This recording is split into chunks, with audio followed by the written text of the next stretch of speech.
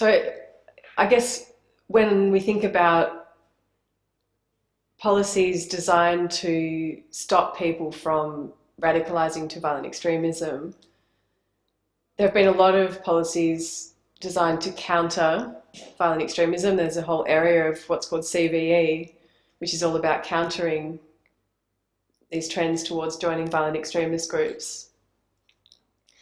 And while some of these initiatives have had some effect, it hasn't always been a positive effect. If we think about, for example, the UK government's Prevent policy, that policy was all about targeting particular communities who were seen as being at risk.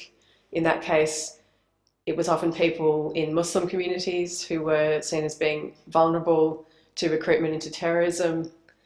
And that led to Muslim communities in the UK becoming suspect and actually misreading a lot of the time social cues and misunderstanding young people and making assumptions about them. And what that ended up doing was actually securitizing their lives and making them more likely to act in ways that are antisocial. So it's an incredibly delicate area for governments to work in.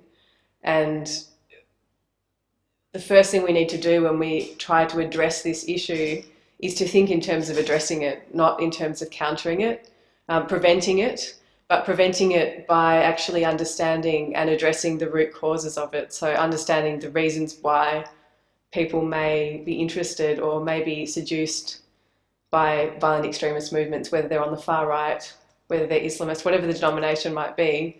What is it about these groups that holds an appeal for certain members of the community, a small minority, particularly of young people?